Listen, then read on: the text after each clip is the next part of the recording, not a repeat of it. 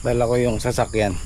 Kung matutuloy yung deal namin nung kausap ko, actually nakapagbiyahe na kami, hindi ko lang pinakita sa vlog. Nakapagbiyahe na kami ng gulay. Yung sinasabi kong 20 bundles na order sa akin, binyahe na po namin yun, sariling biyahe ko. At yun nga lang, kulong lang yung ginamit namin. So ito, kung matutuloy yung kausap namin kahapon na magandang presyong kumuha, titingnan ko kung kakasya yung 300 o 400 kilos dito sa expander. Mali nga ba yung decision ko dyan? Kung bakit yan ang binili ko, farming ang business ko. Well, para sa akin, maaring mali sa iba, pero para sa akin, ito yung pagkakamali na hindi ko pinagsisihan. Kasi masaya ako sa naging decision ko na yon, dahil masaya ako, kasama ko yung pamilya ko nakasakay dyan. Yan yung pangarap na maaring mali, pero masayang masaya ako sa, hindi ko pinagsisihan yan. At yan, gaya po na sabi ko, magsisimula na po kaming magbiyahe ng sarili naming gulay, sariling biyahe. Magumpisa muna tayo sa kulong. Kahit dito kay Desiree sa expander, kaya naman yun yung 400 400 kilos. Pero masusubukan natin mamaya kung matutuloy. Real talk tayo. Sa totoo lang, maraming kumikita sa pagbibiyahe ng gulay na ang puhunan nila yung sasakyan, yung truck or yung FB. Kung tutuusin, hindi ko naman nila lahat. Kung tutuusin, mas malakas silang kumita sa mga nagtatanim, sa mga farmer mismo na kagaya namin. So bakit hindi? Bakit hindi ko subukan magbiyahe ng sarili ko, 'di ba? Kahit wala tayong pambiyahe. Nandiyan naman yung kolong, dalawa yung kolong ko diyan. May pwede rin si expander. So ang importante, meron tayong maayos na kausap. May kwento ko lang, yung unang biyahe namin, palpak. Meron kami nakausap, ang sabi niya sa akin 130, 120 hanggang 130 kaya niyang kunin. So sige kako, kaya kitang bigyan ng 20 bundles. So hinatid namin, pinahatid ko kay cameraman. Pagdating doon, sinakay sa sasakyan. Hindi ako nakasama kasi. So binilinan ko si Kian, sabi ko, bago mo bitawan yung gulay mo, kailangan may presyo na. So anong nangyari? Siguro na-excite sila. So naisakay na yung gulay dun sa buyer. Pagkabira-bira, ang kuha daw niya 90. Sabi ko, ibaba nyo yan, ibalik natin. Nagkatawaran. Tapos umabot sa 100. Sabi ko, pareho lang ka ako nung kuha nung buyer kong isa. Biyahe pa kami, so pareho lang. Tapos yun nga, kahapon pumunta kami doon sa Sangitan. Yun, balitaan ko na ang bagsak niya doon sa mga mamimili doon 180, 160 hanggang 180 ang bigay niya. Laki ng tubo niya sa 20 bundles na yun, diba? Yung 20 bundles, sabihin mo ng 50 na lang, 10,000 ang kinita niya mahigit doon sa 20 bundles na yun. So try natin, why not? Lahat naman nagsisimula sa maliit. Dami ganyan ba karami dati? Nung makalawa pa? Oo. Hindi ko po alam. Ay, wala ka nga pala, no? Oh.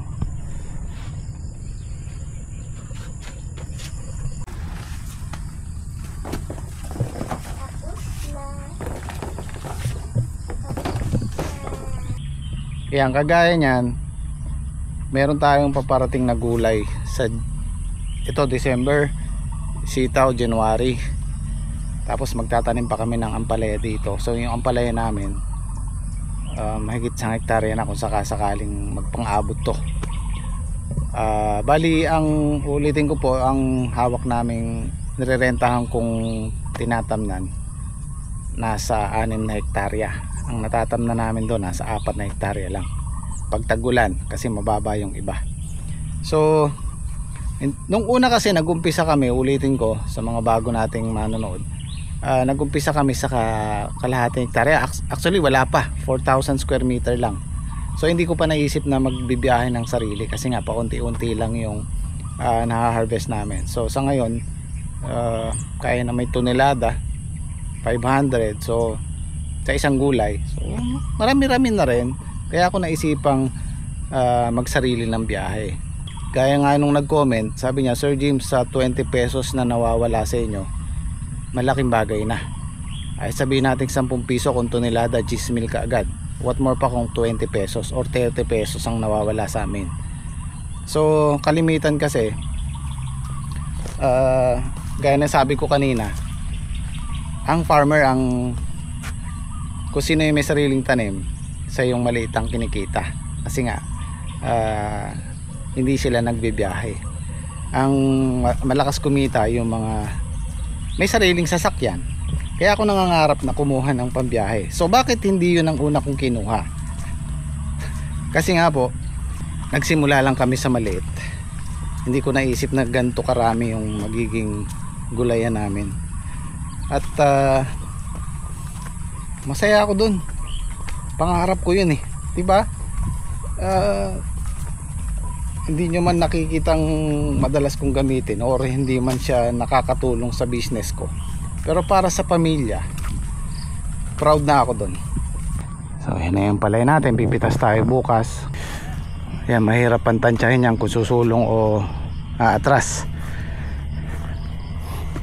Pag nakita mong nakatumpok dyan, tsaka natin matatansya o kung ilang hakot. Kasi ang kalimitan ng panghakot namin na yun, 8 bundle. Pag pinuno, yung punong-puno, 10 bundle yung kaya, 100 kilo. Pero sabi ko sa kanila, huwag yung pinupuno, okay na yung 7 bundle, 8 bundle, 80 kilo, 70 ganun, kayang kaya. Kasi mahirap yung binibigla. Sila rin hindi ko yun, nagbubuhat. Pero palagay ko guys, ano sa palagay nyo, susulong to bukas. Susulong yung pitas natin, ayan, malaki ng ganda ng size, lalaki pa yan magdamag. Oh, marami oh. Ayan oh, dami oh. Trek, ano palagay mo? Susulong ano? Ayos, marami eh. Oh, susulong yan. Pangarap ko 7. Oh, pang 600 lang pwede na sa akin. 500. Mas mainam ko susulong para oo. Oh, tanungin natin si expert. Nyo, ano sa palagay mo? Susulong ano? Oh. Thank you Lord. Thank you Lord. Maraming salamat po sa biyaya. You know. Pang-anim pa lang bukas, pang-7. Pang-anim mo. Kaya nasabi ko, pang-7 hanggang 10 kalakasan po ng ampalaya. Oh, ganda ng bunga. Oh, ano yan guys? Yung huling pataba namin may halong calcium nitrate. Pati sa bunga gumaganda siya. Oh, comparison. Sinlaki ng braso ko. Nasa 3/4 yan. Timbang. Oh. Nga lang. Mayroong konting crack pagka kasi maulan. Ilang araw na oh. Laki-laki.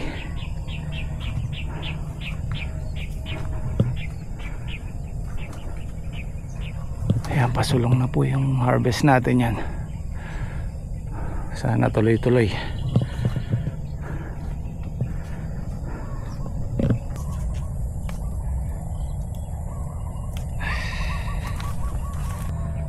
So ito, nakagayak na rin yan. Unti-unti nang nililinis. Yan, malinis na yung kalahati.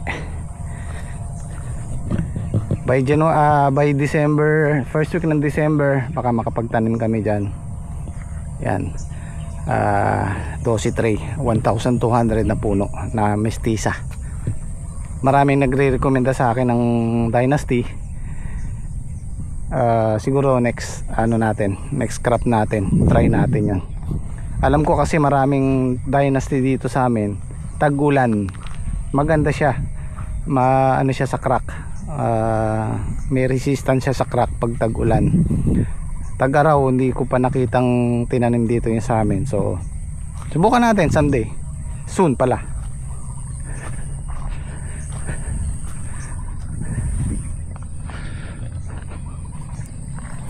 kailangan ng kailangan ng talian para hindi na sila mabuwal kung sakali.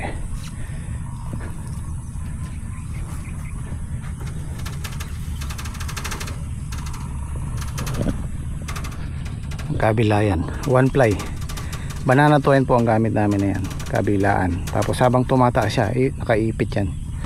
Yan po ang purpose ng balag, kasi nabubuwal po yan pagka malalaki na at maraming bunga, nabubuwal siya. So magsasara yung daanan natin, may hirapan sa pagpitas. Malapad yan, makita nyo kung walang balag yan, magsasara yung luwang na yan para magtagal din ang buhay. Hindi yata tumalab yung, kailan ka ba nag-spray? Kahapon lang Opo. ay pinag-spray ko si Daki ng herbicide dyan sa pagitan, pero hindi sa gilid, pinag-grass cutter niya. Wala, madilaw na po yun. Oo, kahapon lang kasi yan, mga hanggang bukas ano na yan. Buwas makalaw at dilaw na. Yung ganyang edad sa talong, lalo na't naglalabas na ng bulaklak at paunti-unting bunga, mabango po yan sa mga stem borer, yung mga nanunusok ng talbos.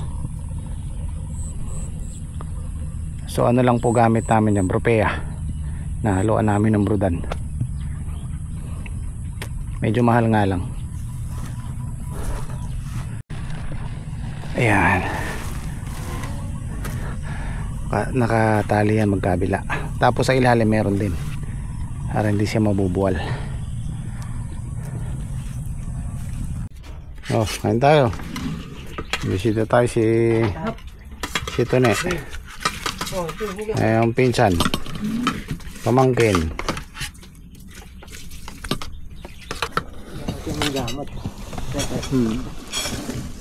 Ay! Balo na yung paling karahe. Kaya hindi ko. Balo na ako sakit.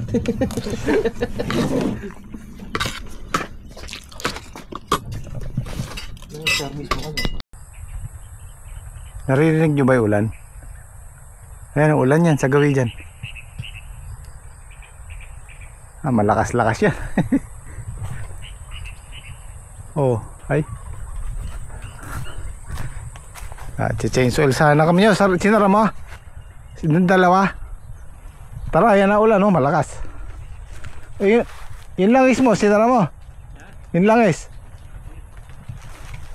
Malakas yan.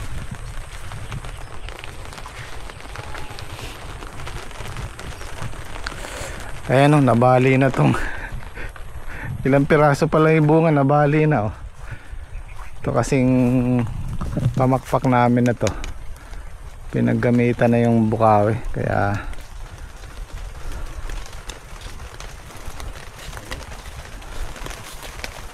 hindi ka naaabot nyo. Ha? Hindi ka naaabot na. Dala may tampapausok. Tampapausok po itong diesel. So pipitas kami ng mamayang gabi, kagaya nung dati, para maibiyahe namin ng madaling araw. Kagaya kami ng alas 5 Sangitan.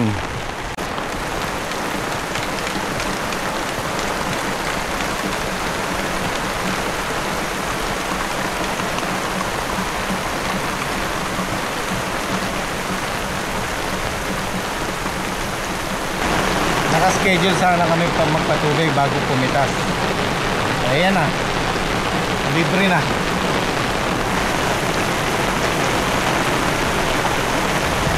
Maganda po kasi yung kilatis ng ampalaya pag nakasipsip ng tubig bago pumitas.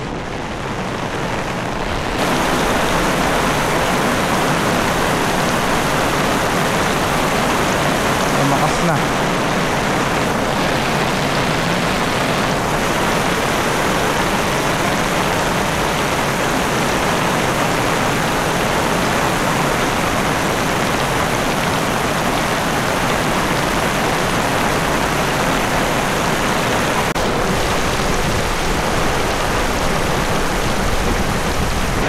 Nasa 15 minutes pa lang ang ulan.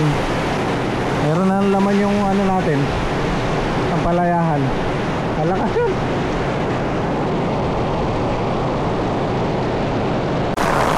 Ano na yung mga sangka. Grabe.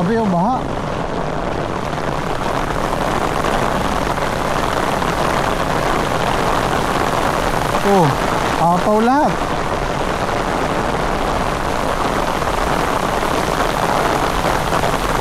Kailangan nating magbukas. Bubukas tayo ng sangka. Ito, maagos naman oh.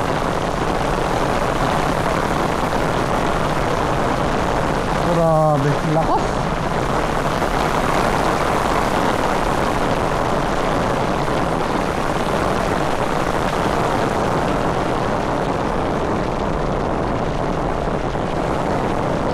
Ay, kunikidlat. Ay. Yan ang nakakatakot.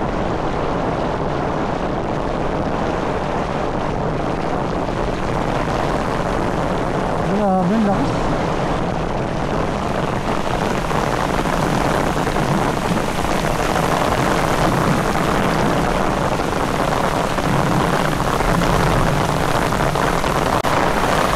Naku, binahay sili na James Squad oh. Pati sitaw. Naku po. Grabe. Saglit lang na oras oh.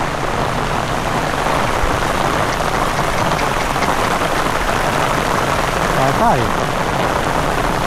Yari.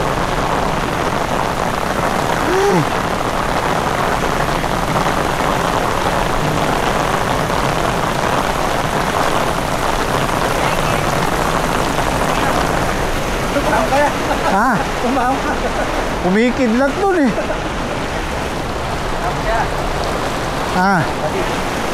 Makalbog na rin tanam. Yari.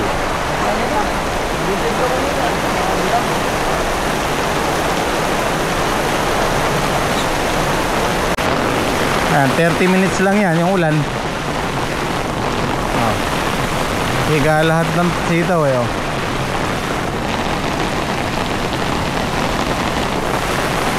Sa ngayon, ano pa naman yan, safe pa naman yan kasi medyo natuyo na yung tapunan ng tubig natin doon sa may fish pond. So aagos yan pagkatigil ng ulan. Mga 1 oras, 2 oras, wala na yan.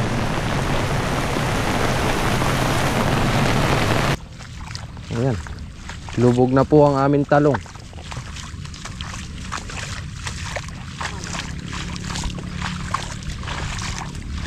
Malakas po ang naging ulan kanina. May kasama pang hangin. Ayan. Lubog. So magbubukas po muna kami ng lawas bago po kami pumitas ng ampalaya. Ay pare.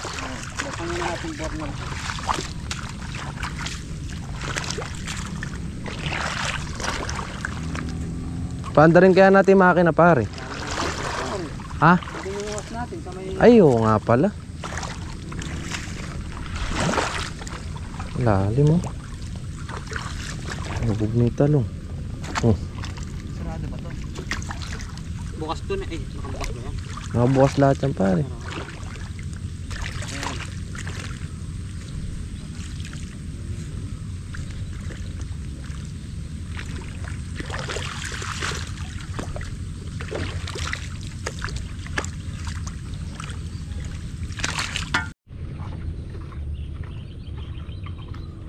Buksan po namin palabasan ng tubig dito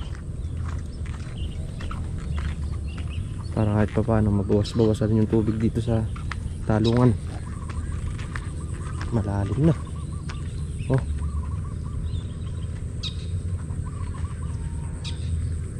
Napuno.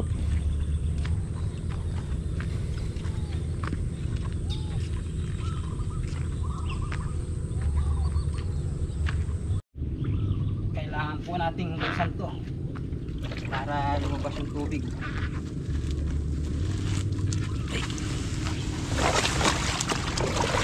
Hirit na lang muna natin din. Yan. Para hindi matangay.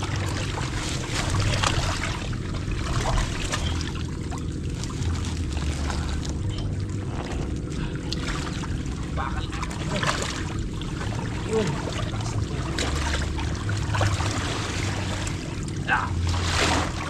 Guys, ito yung palabasan namin. Kaso kung dito mabubuksan eh mamamatay yung tanim namin. Oh. Kano po kalaking bagay yung Sobrang lakas ng ulan eh, kaya matapon pong tubig na napakalalim yan. ng kwan, ng tanim natin. Dito po nang gagaling yan. Eh, pare, Sa talungan ni Dake sa sa talungan po namin. Na pare? sobrang lakas ng ulan. Oo. Ayan o, lubog o. Lubog yung plastic natin. Ito lang dulo yung nakalitaw. Oo, mamamatay yan pagka di nabuksan. Hmm.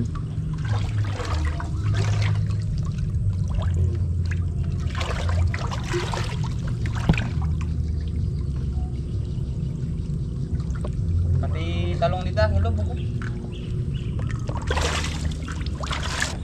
Halos kalahating oras lang yung ulan na yun. Oo. Pero sobrang lakas. Pero napuno niya yung itimaan yung balag namin. Ayun o, lubog yung talong ni Dang.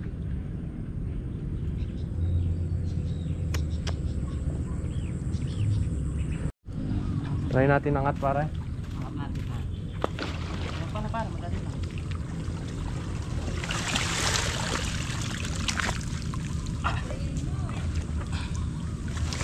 Yun, tsaka natin yung kain yan. Wala nang kahoy yan. Ayun, lumakas pa rin. Bunga nga na ito. May PVC ba yan pare? Alam ko may PVC sa ilalim yan. PVC pipe. Wala. Nabaraduhan nga tayo yung PVC.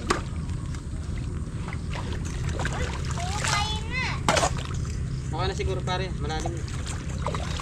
Ah, dyan medyo mababaw. Doon pare medyo mababaw.